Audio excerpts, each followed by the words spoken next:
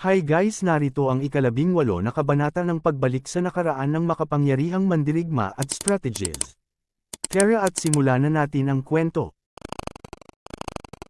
Dahan-daang dumating ang gabi, maliwanag ang buwan, tinakpo ng liwanag nito ang lahat. Sa training grounds, si Nia Li ay naglalakad patungo sa lugar kung saan niya unang nakilala si Xiao Ninger. Sa malayo, sa ilalim ng liwanag ng buwan, tahimik na nakatayo si Xiao Ninger. Mukhang ngayong gabi ay talagang nag-ayos siya ng mabuti. Ang maitim niyang buhok ay bumagsak ng diretsyo, may mga pilak na laso. Puti at makinis ang kanyang mukha, mahahabang kilay, elegante at parang hindi totoo. Talagang ka-level siya ng kagandahan ni Ye Ziyan. Akala ko hindi ka na darating, sabi ni Xiao Ninger nang nakatingin kay Nia Li. Hindi pwedeng mangyari yun. Ako ang tipo ng tao na tumutupad sa pangako, sagot ni Nia Li na mingiti. Kahit gaano ako kabisi, uunahin ko pa rin na gamutin ang sakit mo. Salamat, bulong ni Xiao Ninger habang iniwas ang tingin. Puno ng pasasalamat ang kanyang puso. Tinitigan ni Nia Li si Xiao Ninger. Mas lalo yatang gumanda si Xiao Ninger sa suot niya ngayong gabi.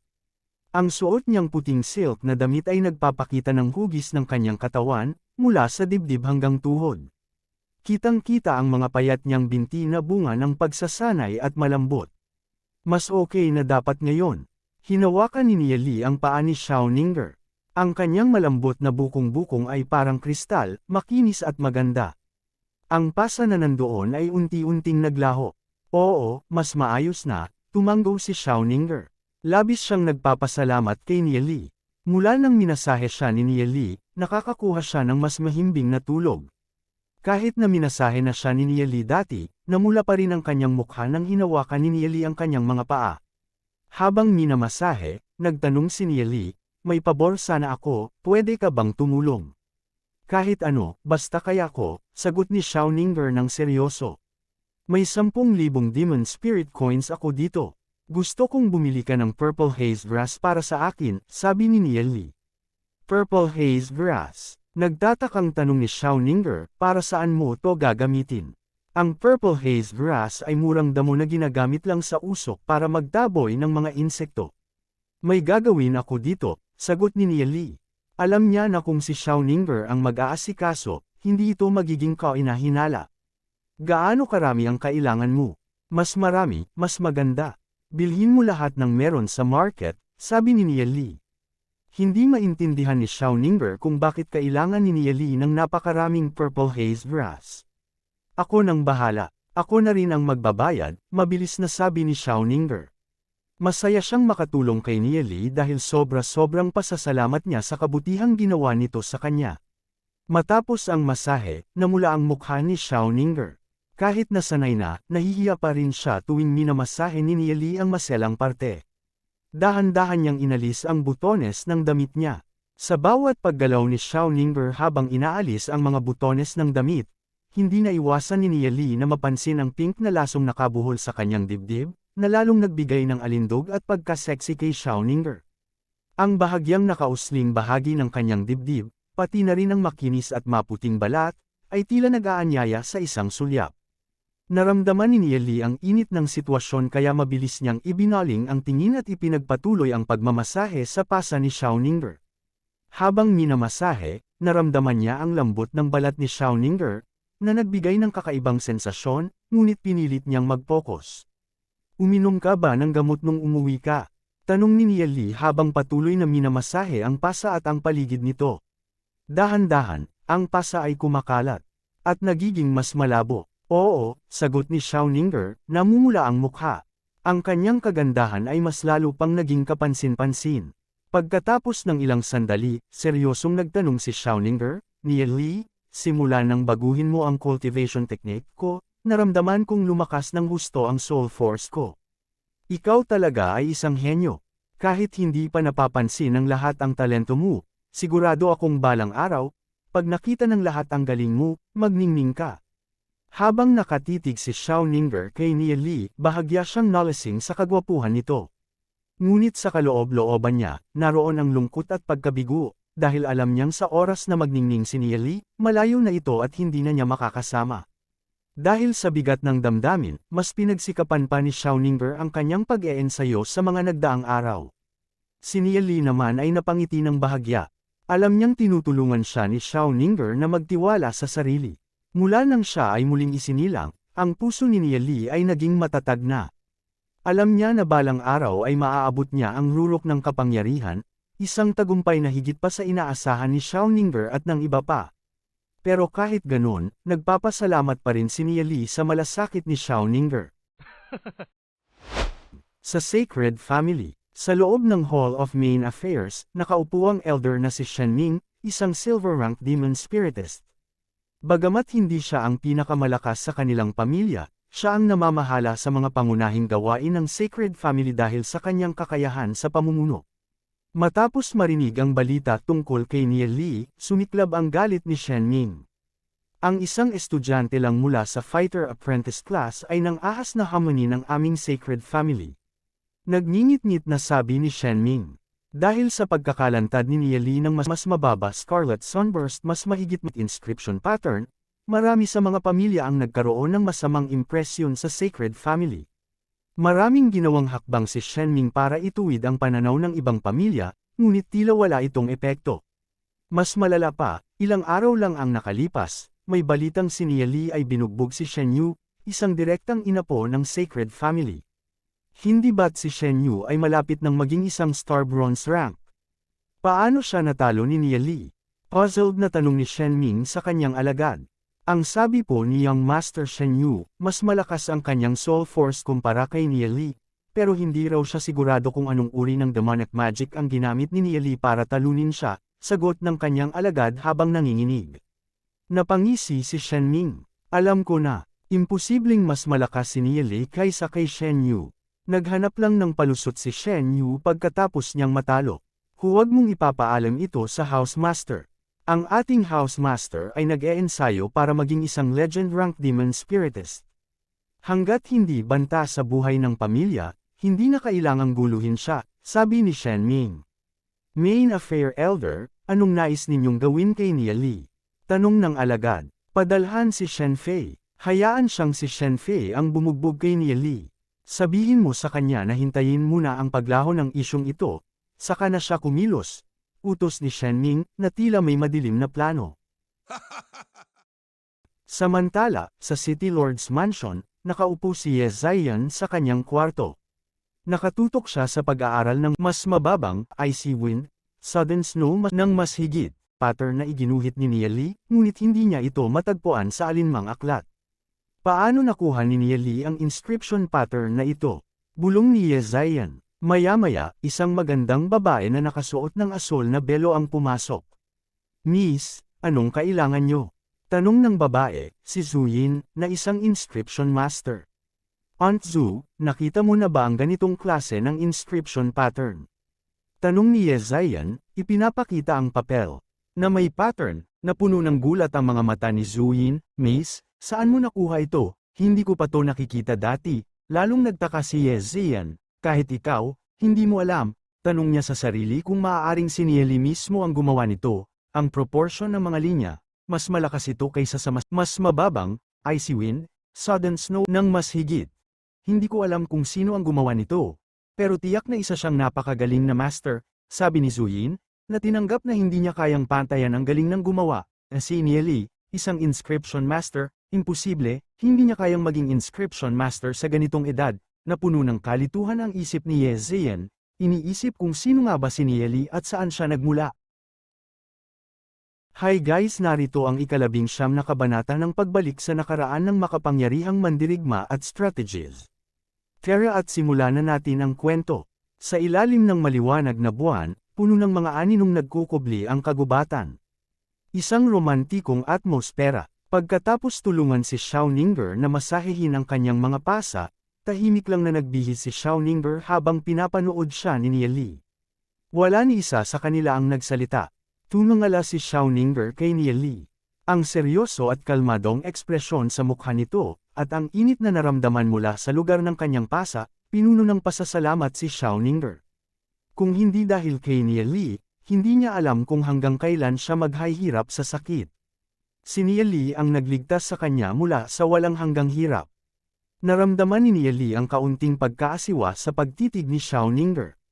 After all, nahawakan na niya ang mga lugar na hindi dapat hinahawakan, at parang masarap ang pakiramdam. Nia Li, ninas mo ang Sacred Family. Kailangan mong mag-ingat, paalala ni Xiao Ninger. Alam niya kung gaano kadespalko at kaiya-hiya ang Sacred Family. Noon, bumagsak ang Winged Dragon family nila dahil sa patibong ng Sacred Family. Nakuha nito ang 80% ng kanilang kayamanan at napilitan silang sumandal sa Sacred Family. Hanggang ngayon, hindi pa nakakabawi ang Winged Dragon family, at sila na ang pinakamababa sa mga noble family, malapit nang bumagsak bilang aristocrat family. Alam ko, ngiti ni Nia Li. Ang Sacred Family ay isang pamilya na naghahangad ng reputasyon, kaya hindi sila pwedeng mag-aksyon ng diretso. Kailangan nilang maghintay ng ilang buwan hanggang hamupa ang mga pangyayari bago nila ako galawin. Pero sa panahong iyon, handa na ako. Nakita ni Xiao Ninger ang tiwala sa mga mata ni Nia Li. Para bang kahit anong problema ang dumating, para kay Nia Li ay wala itong kwenta. Napuno ng paghanga si Xiao Ninger kay Nia Li.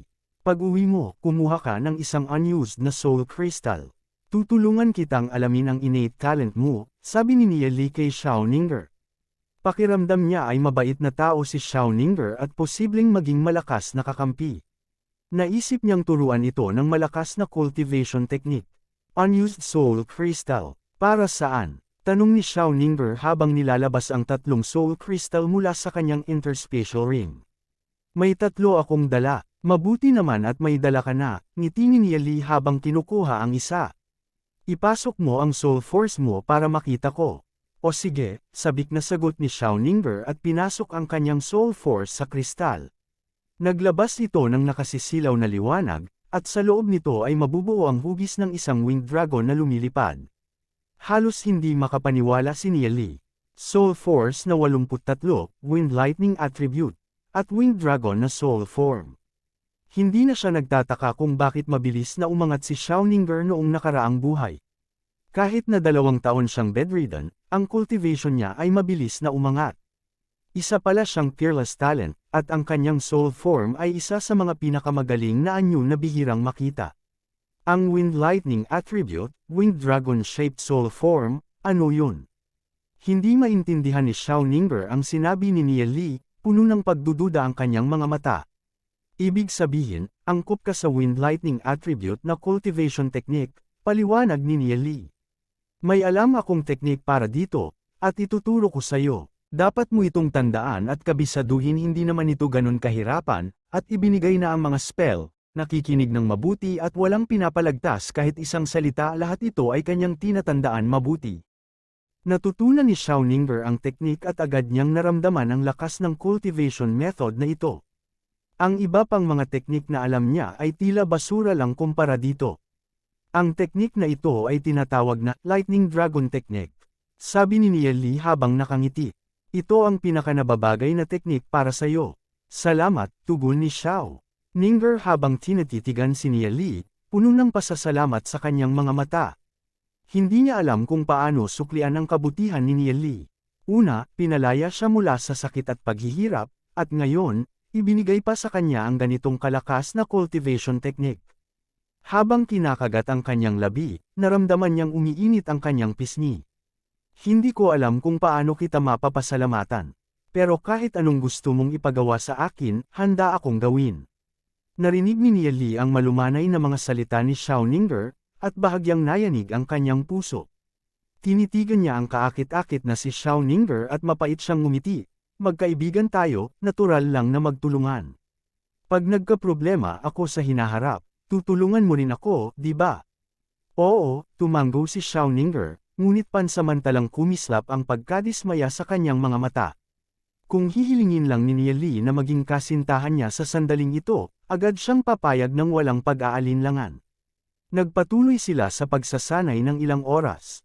Si Xiao Ninger ay nagsanay gamit ang Lightning Dragon Technique, at ang bilis ng pag-angat ng kanyang cultivation ay hindi kapanipaniwala. Dahil sa kanyang Winged Dragon-shaped soul form, na isang fearless talent na bihira sa daan-daang libo, at ang pagsasanay ng isang superior cultivation technique na angkop sa kanyang pisikal na katangian, ang bilis ng kanyang pagsulong ay napakalakas. Nang dumating ang madaling araw, ang katawan ni Xiao Ningber ay naglabas ng bahagyang cyan na liwanag. Ang bilis ng Lightning Dragon technique ay masyadong nakakatakot. Sa kaunting oras lamang, nakuha na niya ang halos abot kamay na isang Star Bronze rank, sabi ni Niali sa sarili, hindi mapigil ang humanga. Siya, sina Du Zi, at Lu Piao ay tila napakakaraniwan kumpara sa kanya. Pagdilat ng mata ni Xiao Ningber, umalis na si Niali. Mabilis na kumislap ang bahagyang pagkadismaya sa mga mata ni Xiao Ningber. Mula pagkabata, bihira siyang makisalamuha sa mga lalaki. Si Niali lamang ang nagbigay sa kanya ng bagong pananaw. Sa tuwing may isip niya si Niali, nagiging mainit ang kanyang puso. Kung hindi niya nakilala si Niali, gaano kaya kadilim ang kanyang buhay? Dahil kay Niali, puno ng pag-asa ang kanyang kinabukasan. Nagpasya na si Xiao Ningber. Kahit mahalin man siya ni Niali o hindi, palagi siyang mananatili sa kanyang tabi hanggang sa araw na mapansin siya nito. Kung malalaman lamang ng mga binatang may crush kay Xiao Ningber ang kanyang desisyon, tiyak na mabibiyak ang kanilang mga puso. Soul Force na 72, malapit ko nang maabot ang isang Star Bronze rank. Puno ng pawis si Xiao Ningber, at kahit medyo hindi komportable ang lagkit, tila naging mas malinaw at malambot ang kanyang balat. Pagkatapos tingnan ang direksyong pinuntahan ni Niali, inayos ni Xiao Ningber ang kanyang mga gamit at nagtungo sa labasan ng training ground. Pagpatak ng madaling araw. Sa bawat tindahan ng halamang gamot sa Glory City, maraming misteryosong tao ang nagkalat, formang mga alipin ng malalaking pamilya, at bumibili ng purple haze grass. Sa dami ng binibili nila, naubos ang lahat ng inventaryo ng mga tindahan at ang mga inipon sa nakaraang taon. Bakit kaya nila binibili ng ganyan karami ang purple haze grass? Parang kilala ko yang mga yan. Mga alipin yan ni Miss Ningber ng Winged Dragon family. Bakit kaya kailangan ni Miss Xiao Ningber ng napakaraming purple haze grass? Hindi ko maintindihan. Ang purple haze grass ay halos walang silbi kundi gawing pangrepel ng insekto kapag sinusunog ito. Sa laki ng bahay ng Winged Dragon family, 10 libra ng purple haze grass ay sapat na. Pero ang mga aliping ito ay bumili ng daan-daang libong libra, na nagpulula sa mga tao. Lahat ng ito ay pinabili ni Xiao Ningber. Ang ibang tindahan ay, pati na ang purple haze grass sa kanilang mga taniman ay ipinagbili na. Marahil sa susunod na 3 taon, magkakaroon ng kakulangan ng purple haze grass sa Glory City. Ngunit wala namang may pakialam dito. Nang matanggap ni Niali ang interspecial ring na puno ng purple haze grass, halos hindi siya makapaniwala. Daan-daang libong libra ng purple haze grass na may halagang daan-daang libong demon spirit coins. Hindi biro ang ganitong halaga, pero hindi naman ito iniinda ni Xiao Ningber. Kung ikaliligaya ni Niali, handa siyang gawin ang kahit ano.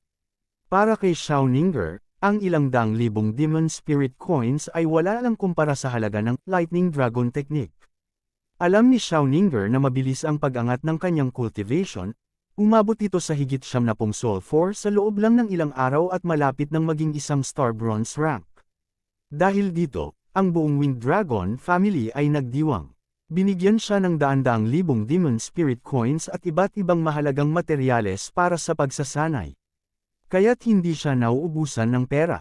Bagaman nasa pagbaba na ang kanilang pamilya, ang kayamanan ng Winged Dragon family ay nananatiling kahanga-hanga. Hindi sila nagdadalawang isip pagdating sa pagsasanay ng kanilang mga kabataan. Sa dami ng purple haze grass na ito, masayang-masaya si Niali. Bagaman wala siyang paraan para maibalik ang pera sa ngayon, hindi magtatagal at makakabayad din siya. Sina Du Zi at Lu Piao ay lubos na nalilito. Hindi nila maintindihan kung ano ang balak ni Niali sa napakaraming purple haze grass. Pero si Niali, tahimik na umupo sa library at nagsimulang magsulat. Ngayon hapon, maraming tao ang pumapasok at lumalabas sa library.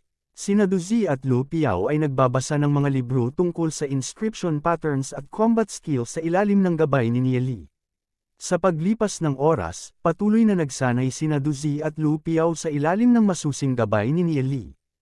Alam nila na para makamit ang mataas na antas ng cultivation, kinakailangan nilang maging bihasa sa kaalaman at karunungan. Ang kanilang mga utak ay sumailalim na sa pagbabago dulot ng kanilang pag-eensayo, kaya't mas mabilis na silang matuto at hindi na basta-basta nakakalimot sa mga aralin.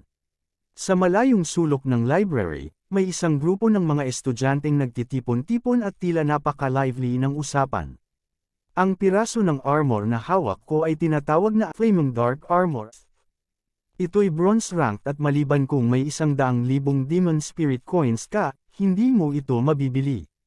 Mayabang na ipinakita ng isang estudyante ang kanyang pulang armor. Ang kanyang matangkad na katawan, suot ang armor, ay tila may martial aura na pumapalibot sa kanya. Siya ay si Chen Linjian, isa sa mga direktang inapo ng Divine Family, isa sa pinakamakapangyarihang pamilya sa Glory City. Sa edad na 15, siya ay nasa 5-star bronze rank na, at malapit nang umabot sa 1-star silver rank. Kilala ang Divine Family bilang pinakamayamang pamilya sa lungsod, kaya't si Chen Linjian ay mataas ang tingin ng mga estudyante sa kanya, kasama ang grupo ng kanyang mga kaibigan. Pag sinuot mo itong Flaming Dark Armor, hindi ka matatalo ng kahit sinong bronze rank warrior. Ang astig ng armor, sabik na sabi ng ilang estudyante, partikular na ang mga babae na nagpakita ng pagkainggit. Ilang beses silang sumulyap kay Chen Linjian nang may paghanga, ang iba pa nga ay nagpapahiwatig ng flirtation. Si Chen Linjian naman ay walang imik na ngiti ang tugon habang ipinapakita ang kanyang kayamanan. Ibibigay ko ito sa iyo, sabay hagis niya ng armor sa isa sa kanyang mga kasama. Ang lahat ay nagulat, isang armor na nagkakahalaga ng 100,000 Demon Spirit Coins, basta na lang ibinigay. Ngunit para kay Chen Linjian, ang 100,000 Demon Spirit Coins ay hindi gaanong halaga. Natawa siya ng kaunti at sinabi, meron pa akong 6 na piraso ng Holy Dark Grass Asterisk na kinuha ko mula sa aming tahanan, basta't sumunod kayo sa akin at magtrabaho ng mabuti, hindi kayo mawawala ng mga gantimpala. Tuwang-tuwa ang mga nakapalibot kay Chen Linjian, lalo na ang mga kaibigan niya. At dito nagtatapos ang kabanata. Maraming salamat po.